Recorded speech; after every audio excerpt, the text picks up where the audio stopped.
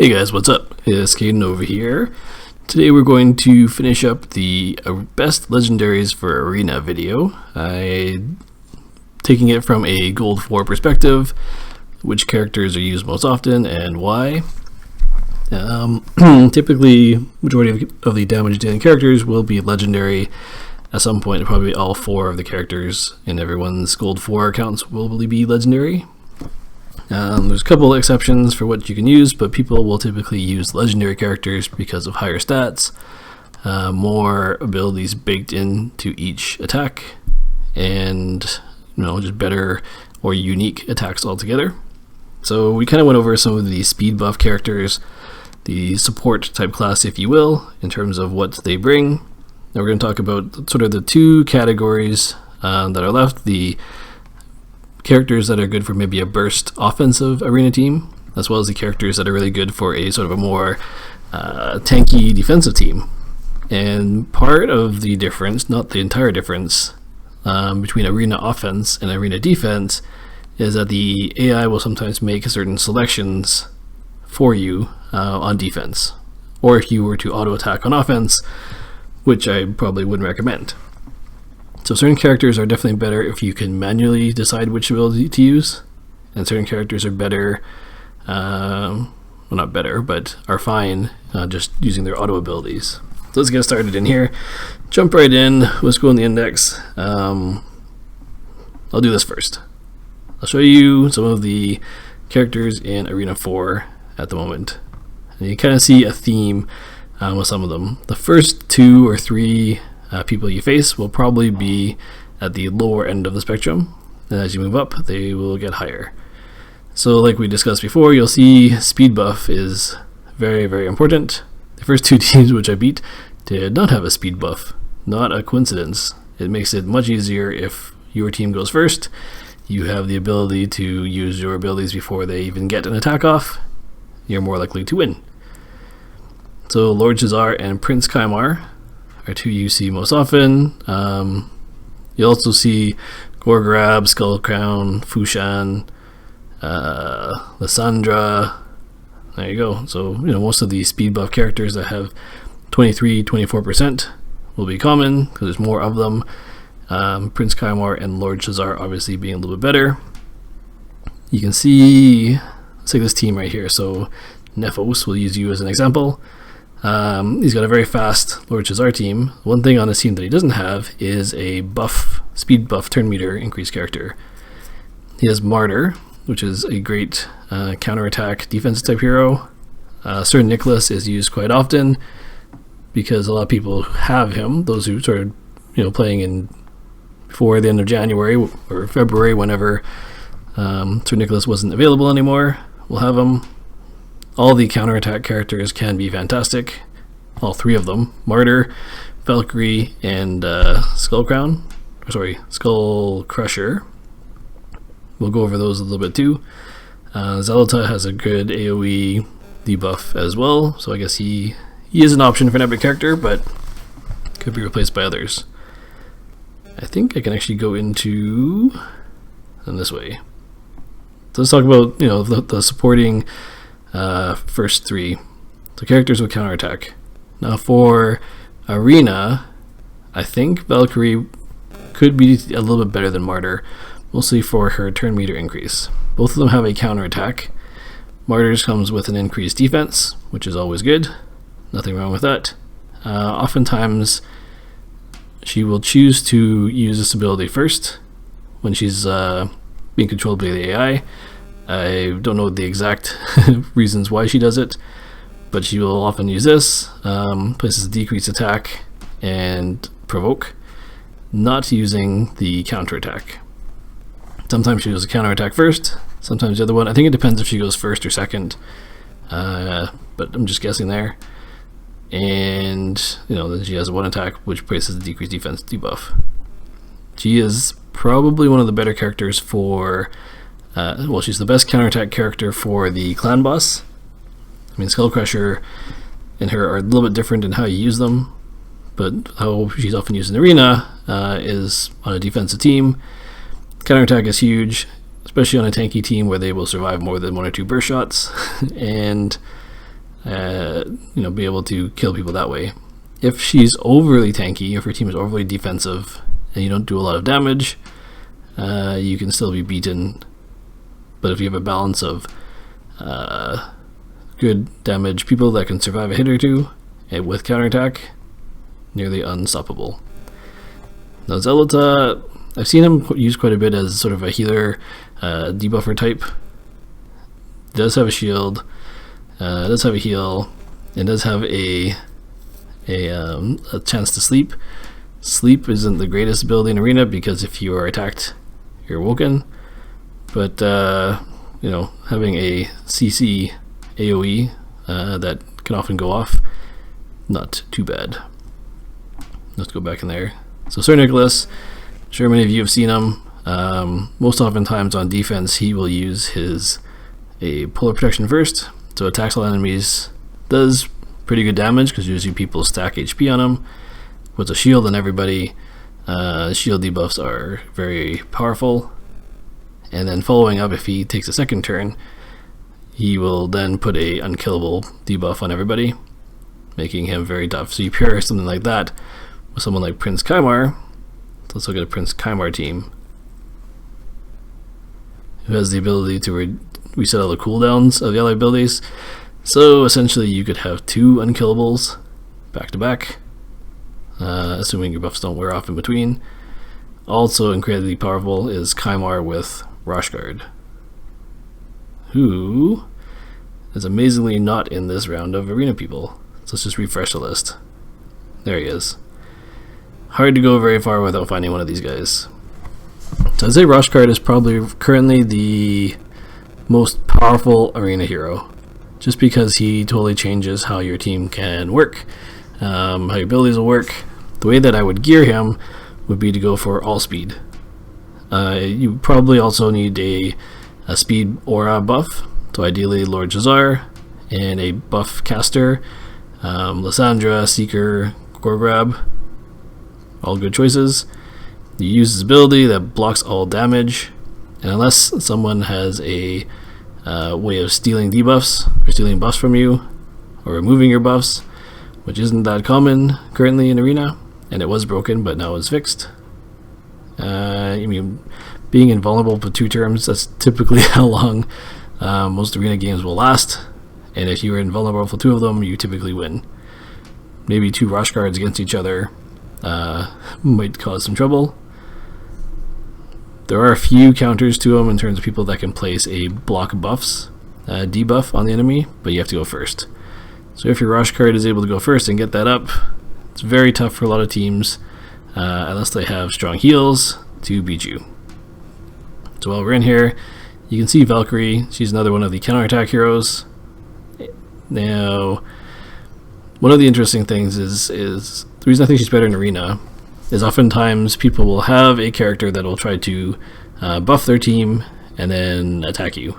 It can be Gorgrab, Seeker, Lissandra, whoever. When they do that and they buff themselves, Valkyrie's turn meter increases. And since she only has 2 abilities, oftentimes the very next ability that she does is the counterattack ability. Whereas Martyr on defense will often use her AoE attack with the attack debuff. Valkyrie will use her counterattack first, making her a more dangerous target, and usually the one that you want to kill first if she is there. Same thing with Skullcrusher. I'm sure there's a team with Skullcrusher in here somewhere. There he is. Interesting team with Vrask. So same thing, he only really has 2 abilities, so he always uses this one.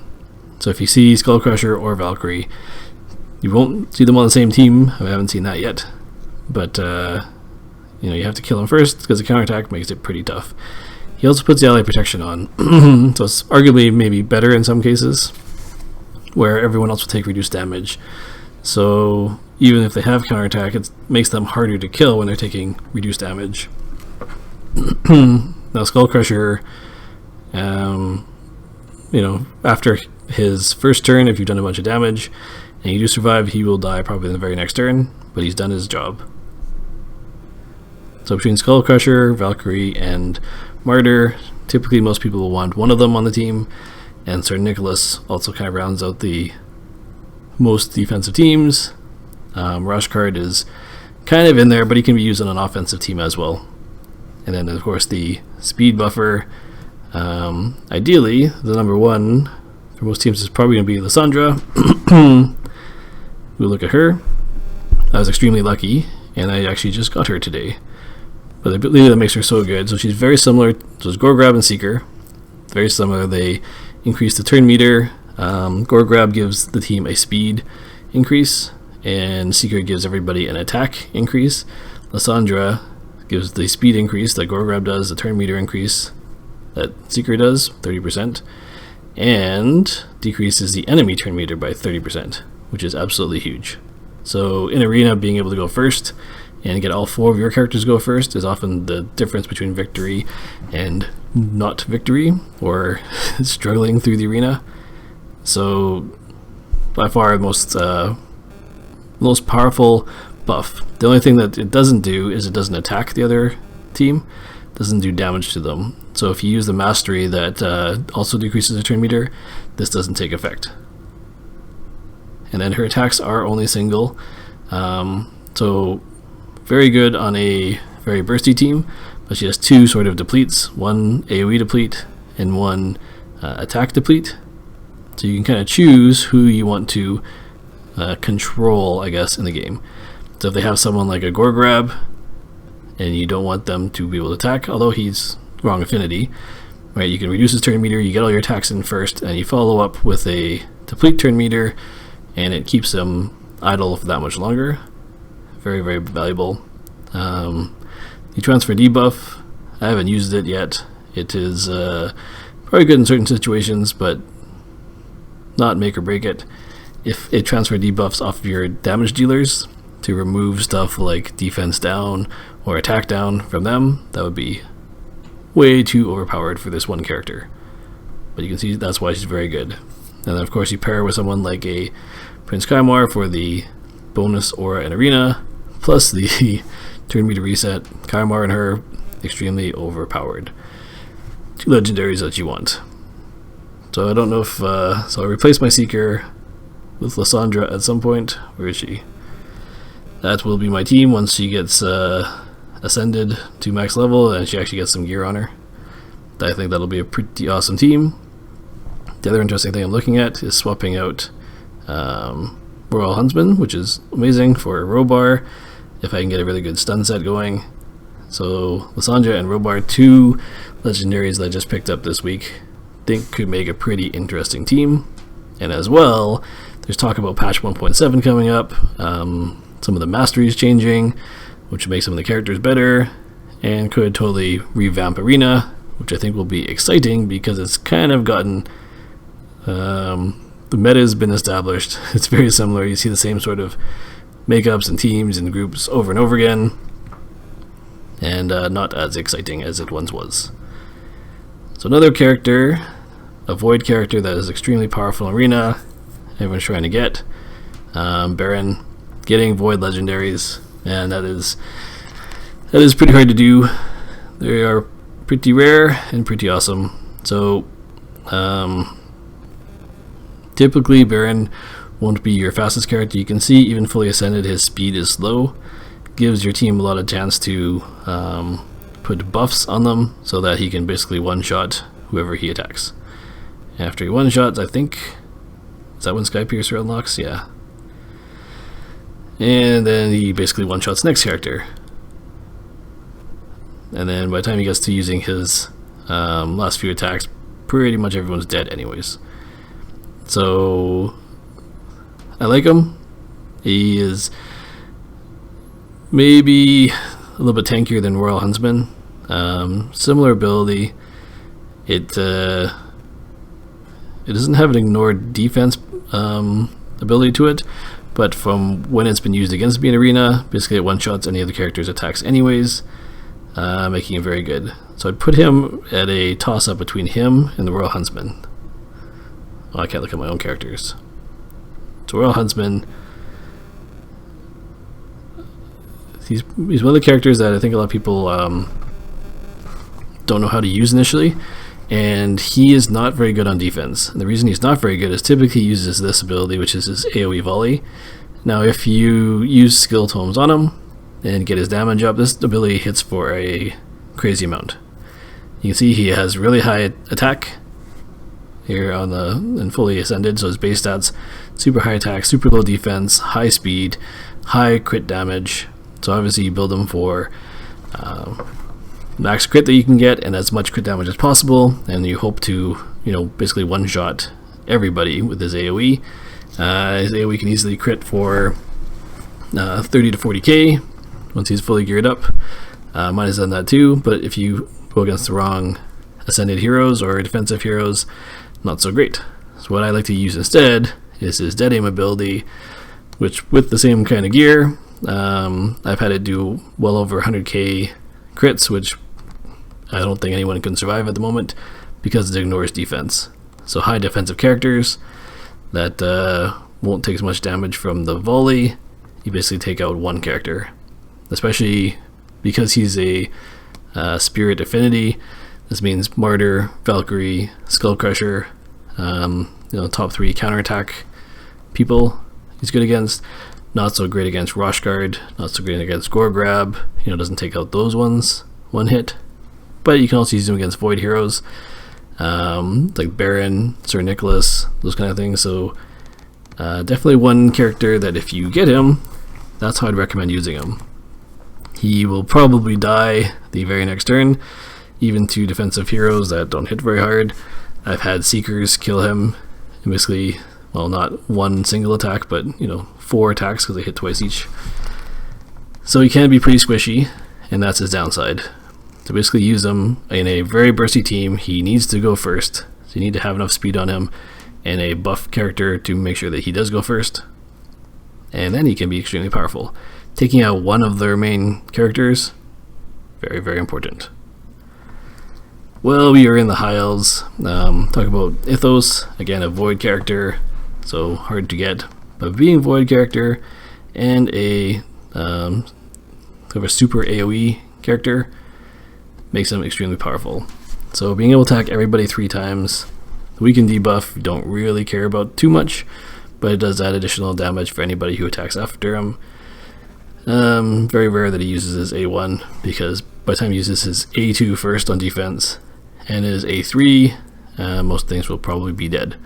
Again, he is similar to Royal Huntsman in that he's super high attack, low defense, super squishy, but his attacks are AoE. They don't ignore defense, but because he's Void, affinity doesn't matter as much. He's going to do a lot of damage to everybody. So he can be ranked as one of the top arena heroes. I think in terms of AoE burst, you definitely want AoE burst on your team, and if you get an Ethos, he will be on your arena team, your bursty arena team for sure. Very good on offense. If you're making a more defensive team, he's maybe not the one that you want, although if he gets 1 or 2 attacks off and takes off, you know, 1 or 2 people, that makes a difference. Since we're on the topic of very bursty offensive heroes, I'd say Ray is definitely up there. So the top 2 AoE damage dealers are probably Ray and Ethos, because both of them have an A2 and an A3 that is AoE, and you definitely want them to go first. Both of them are Ray's not maybe as squishy as Ethos is, but Ray has the other added benefit of she has extra damage to targets under debuffs.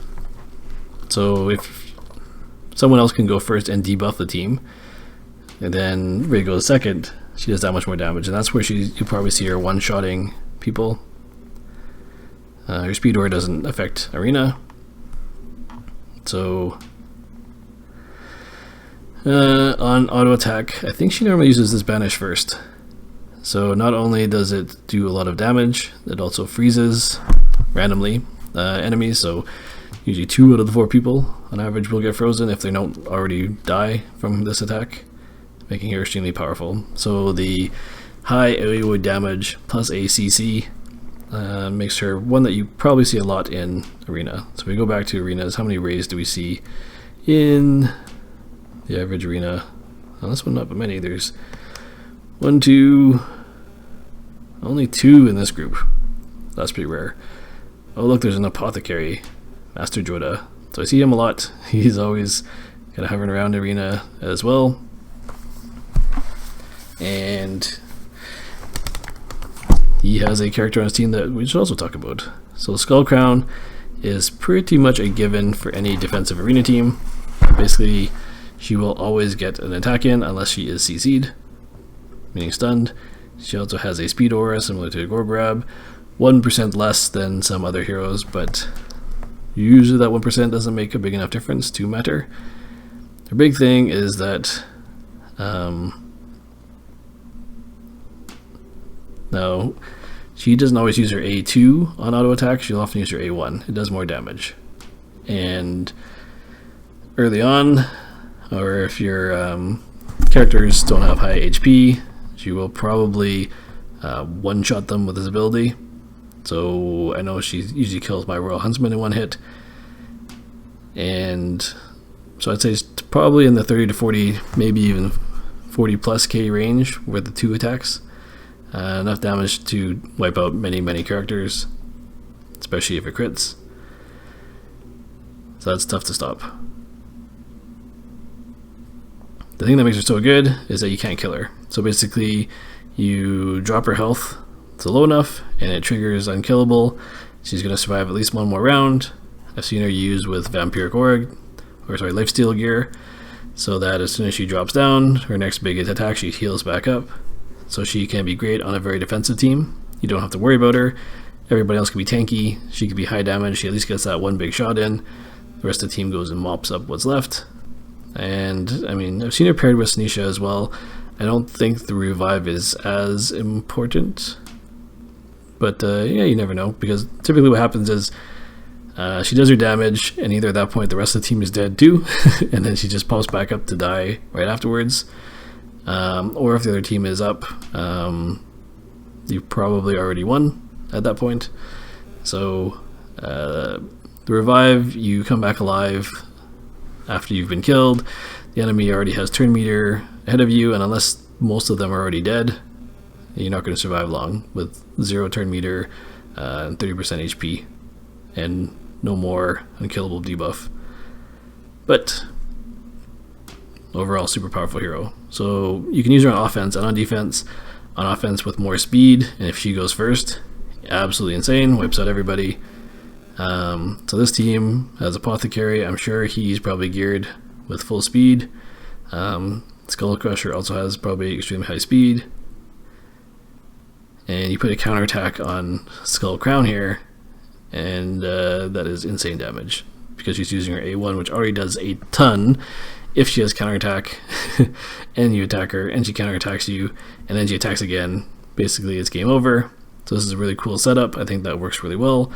I mean, instead of Apothecary, you can swap out, you can put in a Seeker, you can put a Lissandra in there, you can put a Gore Grab. All those would be pretty good. Most likely people are using Apothecary for the clan boss with a full speed set already, so it makes that very good. The Stern Nikolas just probably adds the shield set. That would be my guess for what he has on him. And with the high HP in the shield set, gives everyone that much more health to have to kill to get to them. So super powerful. That's good combo.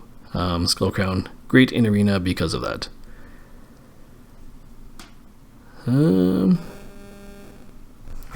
Okay, maybe I should actually go to the list. So let's go back to, I just basically talked about a whole bunch of different random characters, the ones you see most often. There are a few that I didn't see on the list that are also very good, so we'll just go over those quickly, as quick as my videos tend to be. Septimus, similar to, I think, like Relic Keeper, but stronger because he's legendary, better stats. Basically, he runs around, if you kill somebody, he gets to attack again. You can see that his attack is insanely high, 1674. I'm not sure if that's one of the highest, but it's definitely way up there. So he's doing a ton of damage already. You put tons of crit and crit damage on him, and you let him go nuts and one-shot everybody. if you can get a defense down debuff on everybody before you attack them, this ability will probably mow through the entire team. I've had him kill 2 or 3 of my characters pretty easily. He gets stopped by magic heroes because he may not crit magic because of the difference in affinity. But other than that, super hard to stop. If you get him, you're very fortunate. I've seen Black Knight used in the arena a little bit, but I don't know if he's as strong as some of his other heroes. He's sort of like a tanky, hybridy hero, sort of niche, I guess. He survives, but he doesn't do too much to change or sway the game. So he's a legendary. He's going to be better than a lot of heroes, but not as good as, say, Septimus or Baron. I have seen a few Raglins, and I think it's a little bit too random and doesn't bring enough compared to some of what other people could do. But of course, think it could be better on manual controlled, where you have the ability to revive and use a character that's, say, very squishy. But I don't know. So you're substituting in a character that's going to do less damage than an offensive character for the ability to bring an offensive character back. So I wouldn't rank her as powerful in Arena as some of the other characters, but still not too bad. So I actually got a Warcaster, and Warcaster has a unique ability of blocking buffs. However, it's only 50%. So if I'm able to acquire a whole bunch of epic skill tomes over time, I'm going to try to, actually, I have him level 50 right now, get him to 60, ascend him, and then see if this block buff actually works. Because he also has a little, we call it mini Rosh Guard ability, where he does the block damage as well. However, it's only 1 turn instead of 2, which basically means some of your team it's going to expire on. Maybe it's useful for some of them. But hey, worth a shot. So I don't have Rosh Guard yet to try it out, but he has an ability that sort of counters Rosh Guard. Well, I guess Rosh Guard has that ability too in his attack, but you know what I mean. That's cool. So going to High Elves, we talked about the sort of the big 3, but Shiromani is also in there. You don't see her as much in high level teams. I don't know if that's because most people don't have her, but sort of after this freeze ability, which you want her to go first and use, so it takes out hopefully 3 different people. She doesn't really bring a lot to the table, so if she can keep freezing and CCing people, that is obviously pretty huge.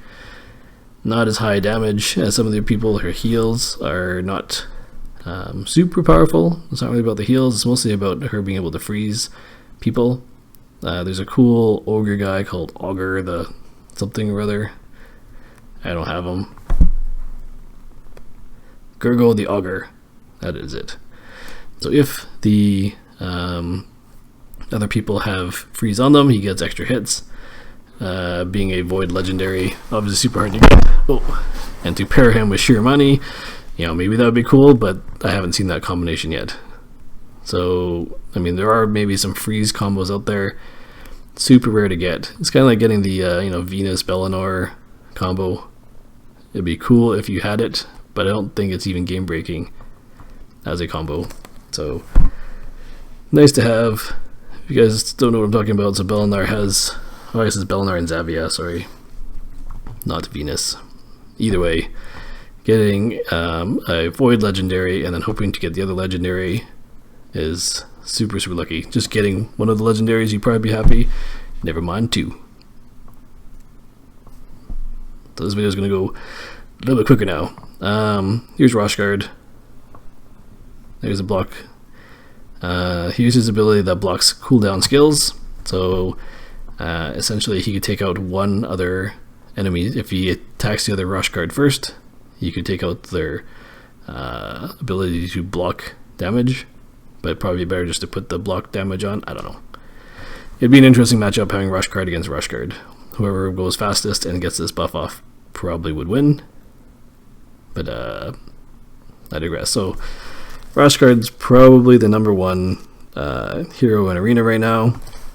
Hoping they find a way to make that better. They need more buff steal, or a way of removing the buff, or getting around the buff, or maybe even nerfing the buff, which would be terrible. It just is just the way that arena is working right now, and people don't survive many hits. Maybe they could do something like decreasing everybody's damage in arena so people survive more than one hit. That would change the meta enough. But then make defensive teams better. I don't know. I don't know how you get around that. I don't think Venus is a great arena character. Probably better in early clan boss. We talked about Martyr. Cupidus is interesting too. He also has sort of a one-shot ability. So he buffs himself and has a chance to put HP burn on people. Oh, it's this one. And then he runs in and attacks 3 times. The HP burn, for those of you that don't know, ticks and hits everybody else for a little bit of damage. It's not really about the HP burn. But I think if he goes... that's about right. I don't know exactly how he one-shots people on my team. He does like 30 to 40k damage in a hit. Maybe it's not quite one-shot. Maybe once everyone else is taking a bit of damage or got some debuffs on, his attack damage scales a little bit. If you have him, maybe let me know how he works a little bit better. I don't have him. He seems okay, but I don't think he's going to be one of the top legendaries for this meta. But maybe, if debuffs become more powerful, you'll see more of it. I'll give a shout out to Altan. His ability is extremely powerful. It's just very hard to pull off. I mean, he's a defensive hero, so he's going to be a little bit tanky. But he has an ability that if he can kill an enemy, he revives another enemy. So if you have a slightly more squishy damage dealer, or say someone like Skullcrown or something like that may die, and Altan stays up and he's able to one-shot somebody and revive a hero, and then kill another person and revive another hero, or the same hero again, could be very interesting. Or if there were abilities that sort of triggered on death, and you revive them and then they die again and triggers another ability, that would be interesting. He's not ranked very high in arena, but his passive ability is very powerful. It's just the problem is with the current meta of everyone doing high AoE damage and him just doing sort of single target attacks, he seems a little bit underpowered, but people use Gore Grab all the time. I guess it's just harder to guarantee that he's going to kill somebody, where Gore Grab just brings people alive. So could be interesting in the future. Just make a note of that guy if you have him. I don't think he's as bad as the guides say, but he's not top tier at the moment, put it that way. So Bigan, or Big Un, or however you want to say him, very interesting too. You don't see him on defensive teams very often. He's sort of a squishier character. So he has higher attack, a little bit lower defense, high speed, and he typically uses this ability first if you let the AI control him, which is great, right? It's got a stun. The stun chance is pretty low. Even if you skill him up, it's 50%. I prefer to use this ability first. So ideally, in my team, which was Seeker and Bigan, if he could go first, or second after Seeker, I guess, and use his Molten Slag ability and reduce everybody's turn meter by 25%, that sort of sealed the deal and let my other characters guaranteed to go first.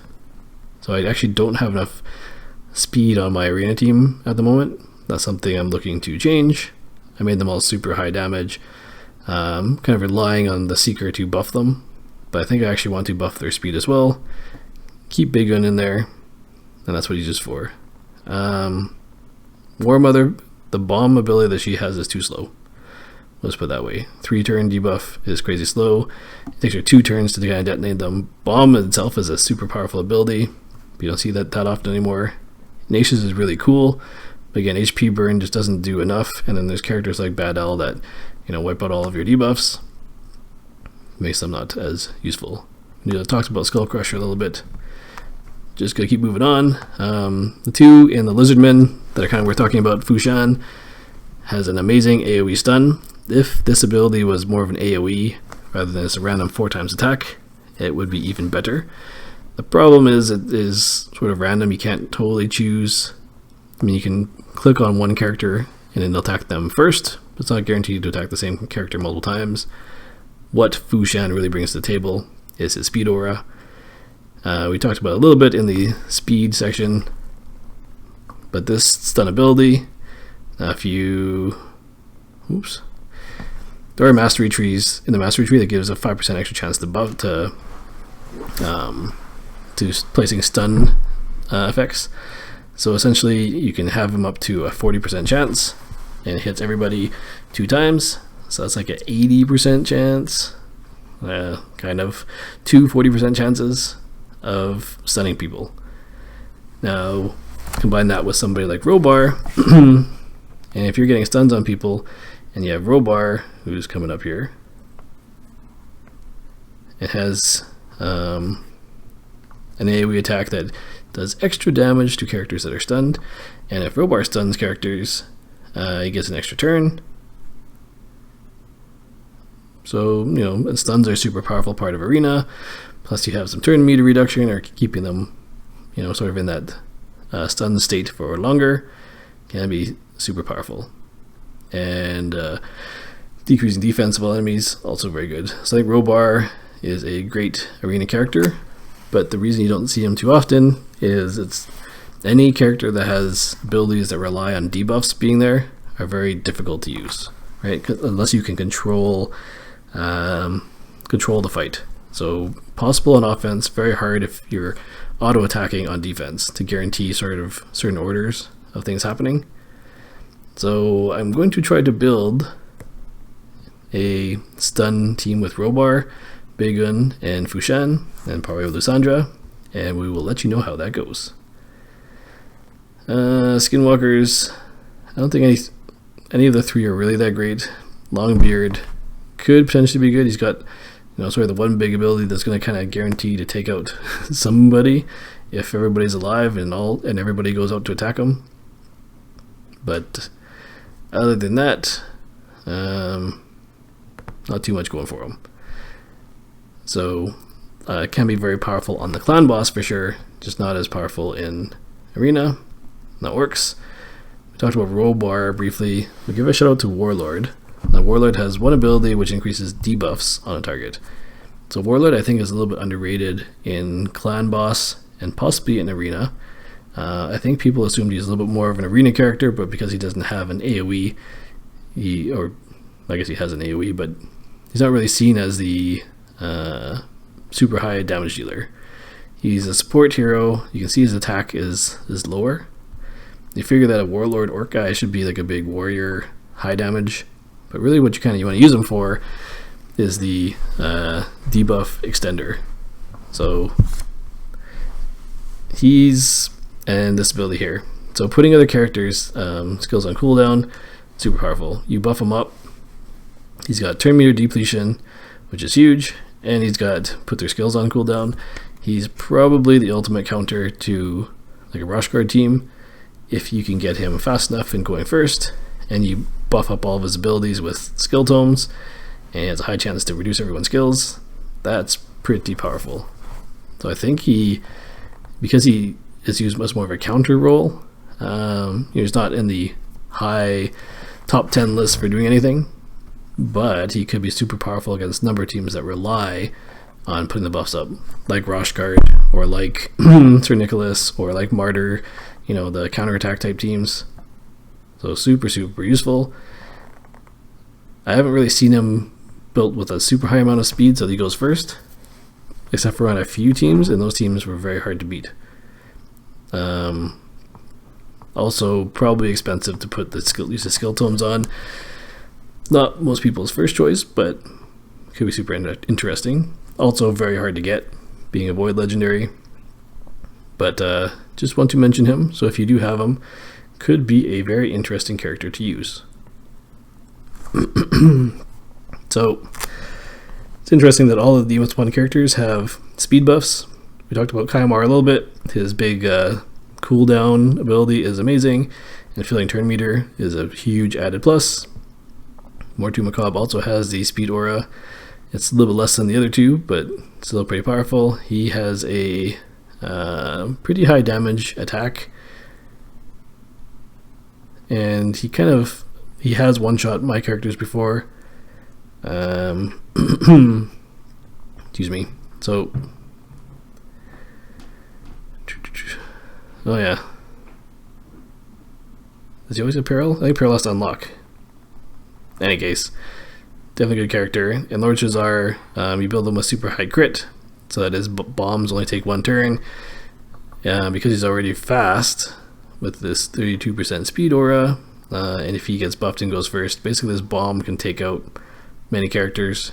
I don't know how the exact scaling for bombs works, but I've seen each bomb do 20k damage, so 2 bombs, 40k, that takes out a lot of characters, unless you're built for defense and high health. Skartosis, I've seen in Arena in a few teams. He's not used very often. He's a support character that has interesting buffing abilities. So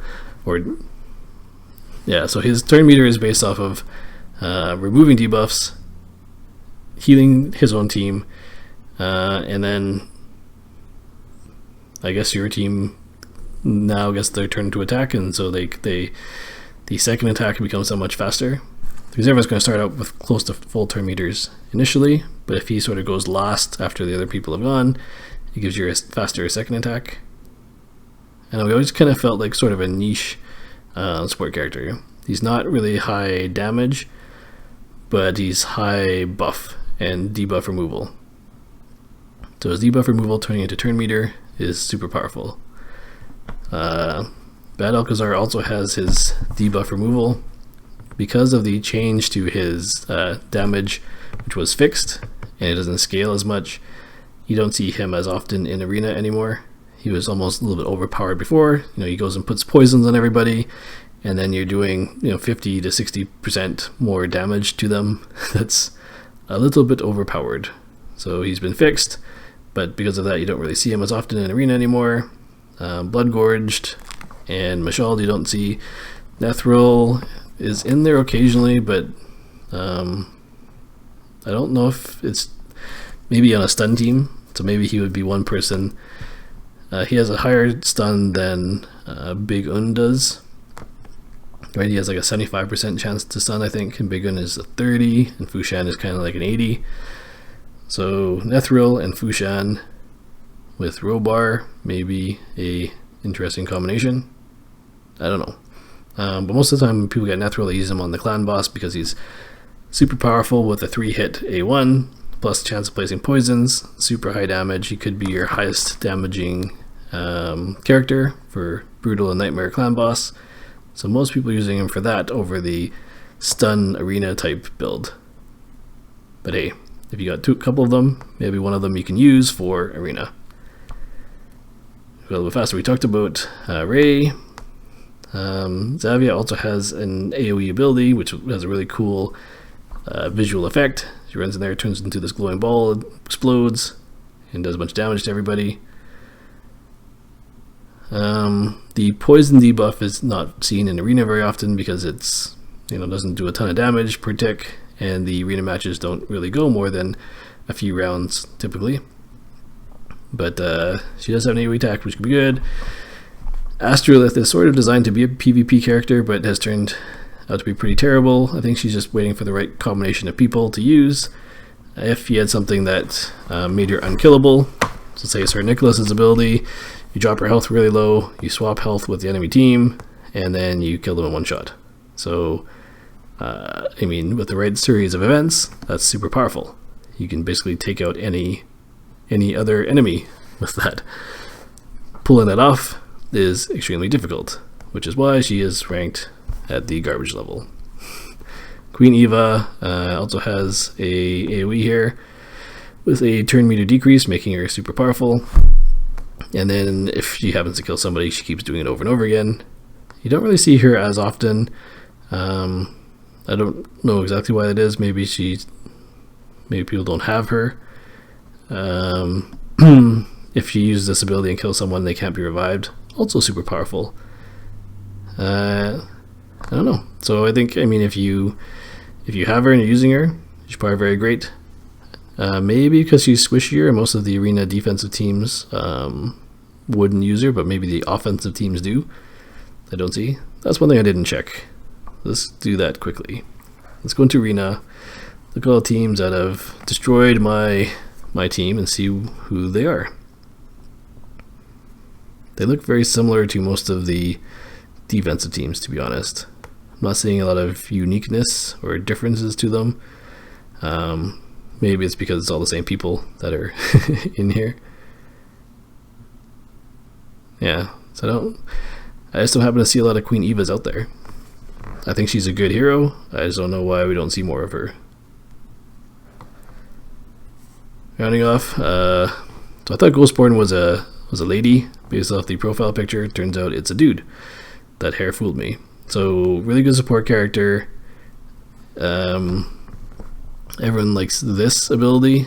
So if you already have a speed buffer, this one gives you the huge damage boost. Reduces everyone's defense, the enemy's defense, increases all your own attack, and the heal reduction, I don't know if that's that big, but sort of a good high stat, like good support in that decent amount of attack, decent amount of defense, fairly tanky, can be built sort of either way, and does relatively good damage and provides really good debuffs for arena. So I actually do see quite a few Ghostborns. Maybe that's just the range I'm in right now. I actually don't see a lot of Blindseers, probably because it's a Void Legendary. But the shields and heals are also very good. And with a turn meter reduction, super important in arena. I think it's a little bit random. So I think there could be some better choices. But she has sort of a unique set of abilities. Not necessarily top tier. Last one I talk about is Solace. I've never really seen him extremely strong. Like, he has an AoE ability which does some damage and places a shield on him, but realistically he seems slow, which he is slow. He doesn't seem to do a lot, and I don't know, he's a Void Legendary. Kind of expect more out of him, but I'd say he's kind of meh. He's tanky, but he's not overly scary. He doesn't change the game. He's not someone that you're going to target right away like Ethos and say, hey, this guy's on the team, so I have to watch out and do something different because of him. Or Gorgrab or any of the counterattack people, which you kind of hope that your legendary Void heroes would do. Change the game for you. Hopefully that gives you an idea of all the remaining high damage characters. So if I could rank them, I put Ethos and Ray sort of at the top because they're AoE burst damage. You need at least one really good burst damage. Other choices, you got Xavia, Queen Eva, Fushan, Bigan, even Mr. Scarhide, Razin. He has a pretty decent AoE ability with the turn meter decrease. So any of those are good choices as your bursty type people. I think you also often want a single target damage dealer, one person that can sort of do a whole bunch of damage and take out that one big threat, that counterattacker or the Gorgrab or someone who's just really annoying, or their high damage person. So we got Tyrell Huntsman, we got Baron, Septimus, maybe Bellinor, who didn't touch on too much, but he could be in sort of that realm too.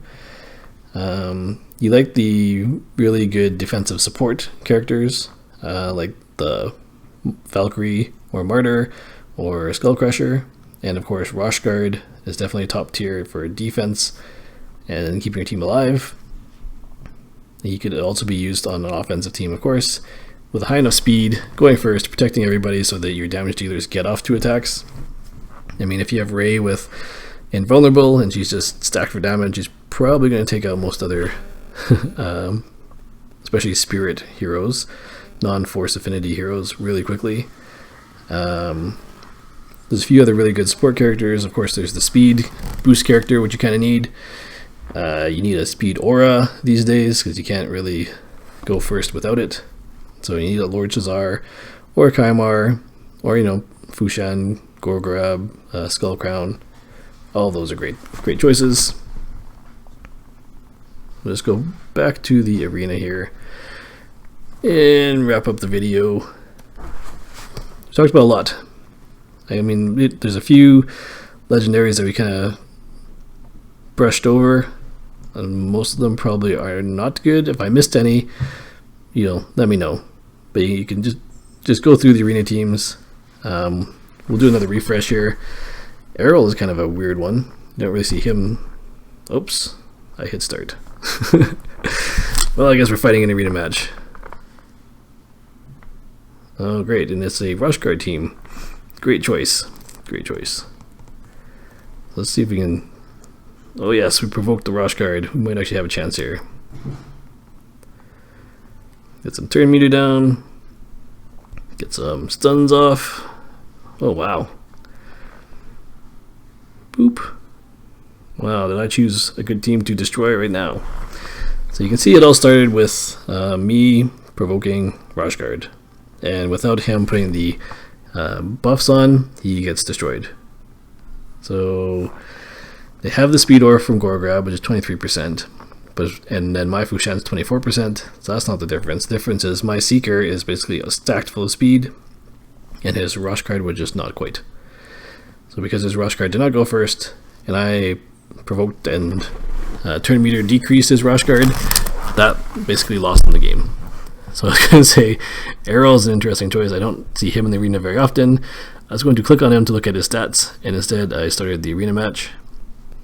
But hey, that was some free arena points. I think he's a Banner Lord. Nope, he is a Sacred Order. There he is. Yeah. I think he's one of those heroes that you're glad you get a legendary, but you feel a little bit underwhelmed. Kind of like my Mashald. It happens. But I mean, that ability is not bad. The ability to ignore defense, 50% chance to ignore defense. And typically what happens with the 3-hit abilities is they scale a little bit differently. So the 3 hits kind of add up to maybe a little bit more than one big single hit. But instead of doing like one 40 or 50k hit, you'll do 3 15k hits or something like that. So find that to be not as good. Oh, and he's got a buff steal. I mean, cool if you use that against a Rosh Guard who has put invulnerable, but I don't think there's a lot of buffs that are really critical for you to steal other than that. And I guess he was built a little bit squishy because he lost that one. Well, there you have it. So arena's about to reset in 2 hours. I don't think I'm going to lose 85 points and drop to gold 3. I have one fight left, but I'm going to save that. So hopefully that gives you guys a brief glimpse of high-end arena and kind of, I guess, what the end game is. It is a moving target, and it's getting harder and harder. Unless you're getting these top-tier legendaries, it's going to be harder and harder to get and stay into Arena 4. You're going to have to look at the right masteries and the right gearing, and that's good. So let's talk about that actually quickly. So for example, Fushan.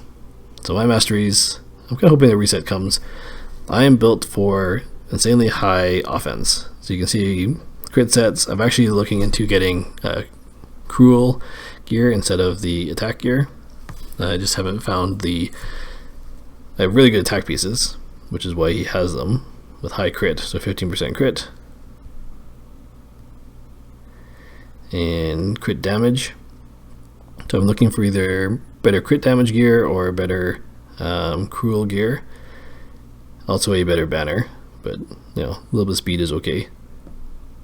But basically for masteries, if you want a more PvE oriented build, you go for the ones that give you extra buff duration at the bottom of the support tree here. Extra turn meter, extra skill reduction, that kind of stuff, and of course Giant Slayer. And they are going to be changing War Master a little bit. I can't remember how exactly, but it'll make the single attack damage dealers much stronger. But if you look down in the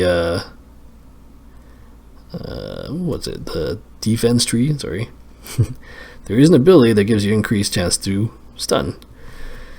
So in Arena, Giant Slayer really doesn't do a lot of damage, so you're not even going to take Giant Slayer. So most people end up taking Flawless Execution for the extra crit damage.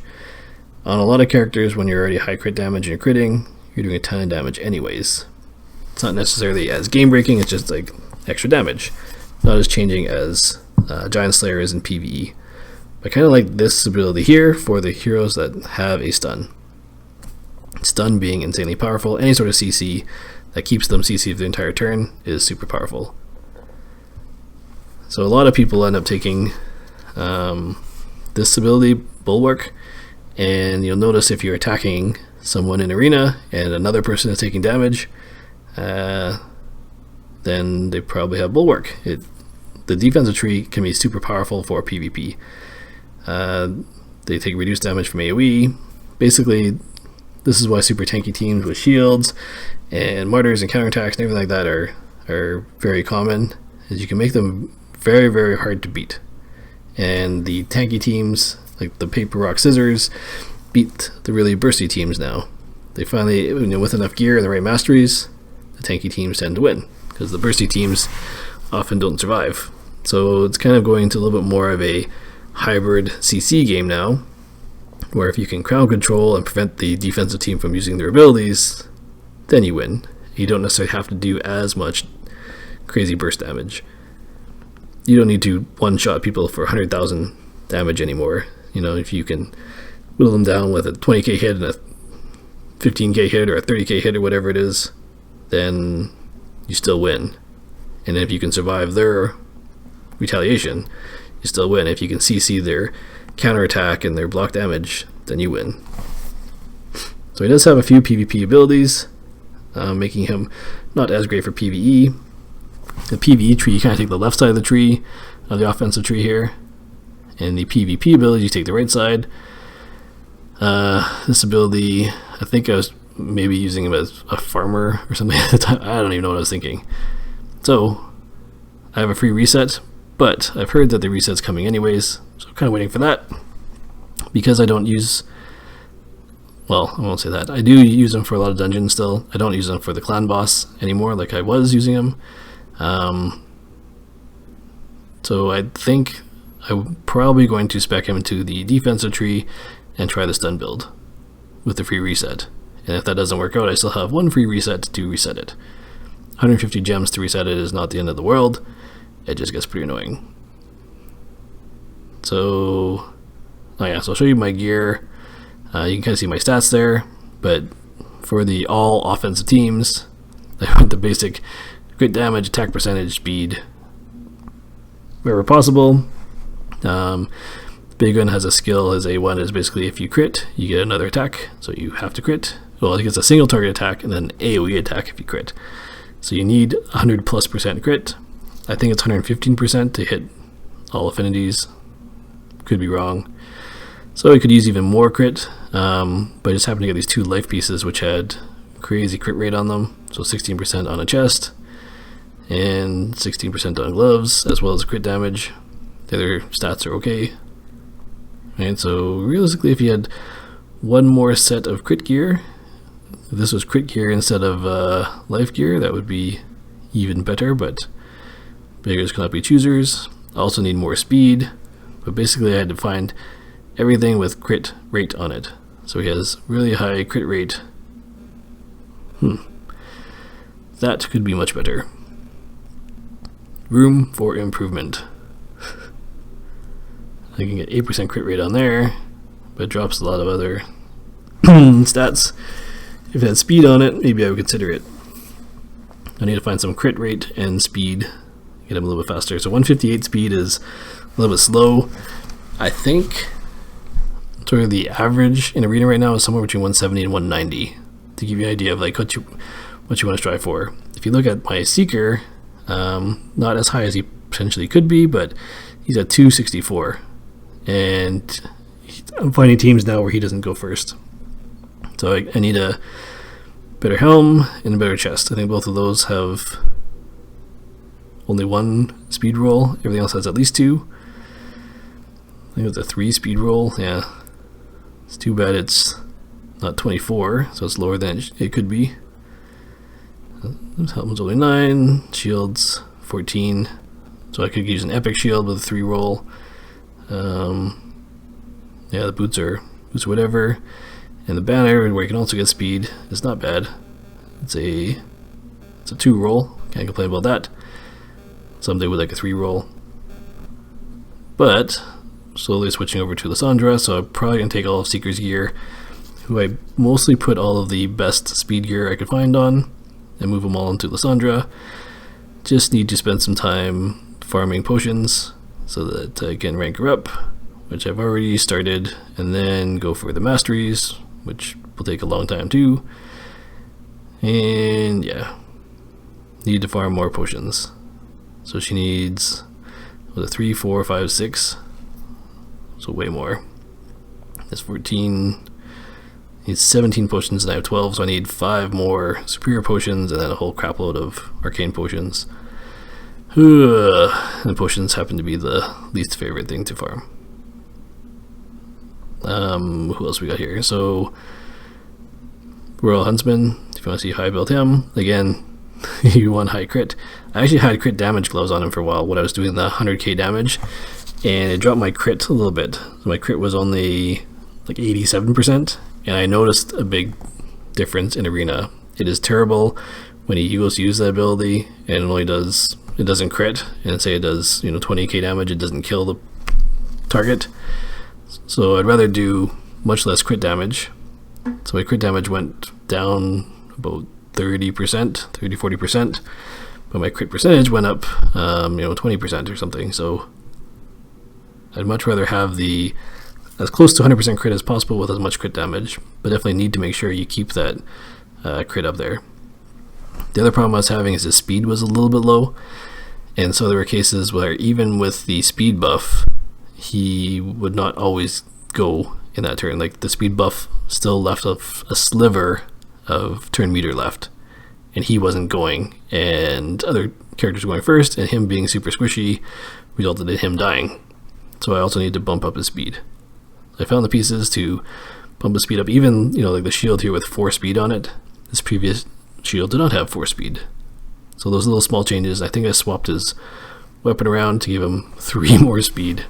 So just those little tiny speed increases was enough. I mean, I also need to give him better boots. He could get 5 more speed from better boots, and that wouldn't be too hard to swap out.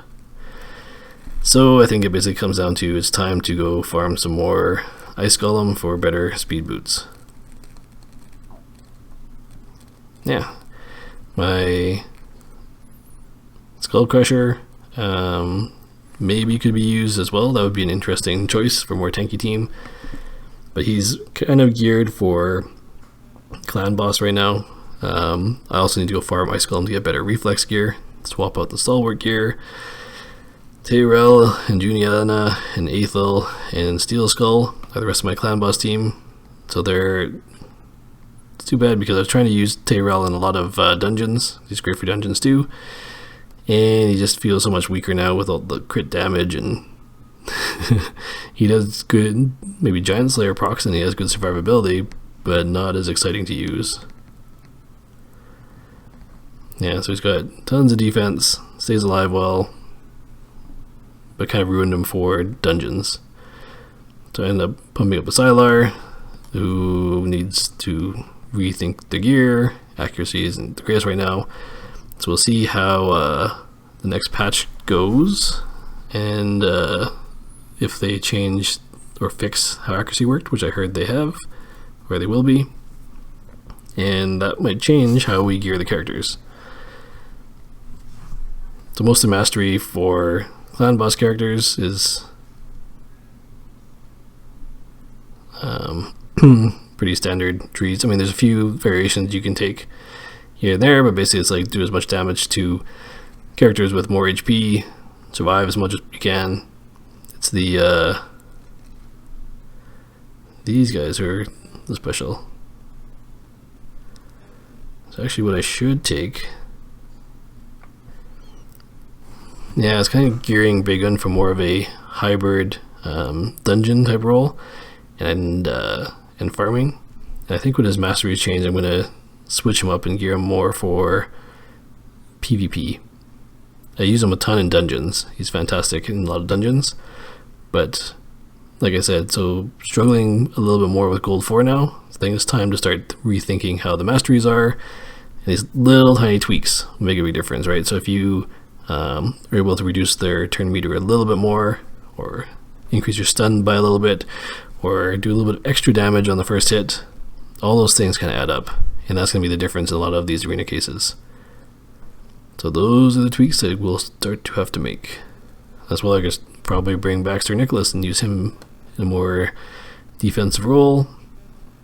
Who knows? I'm lucky in that I have a bunch of choices.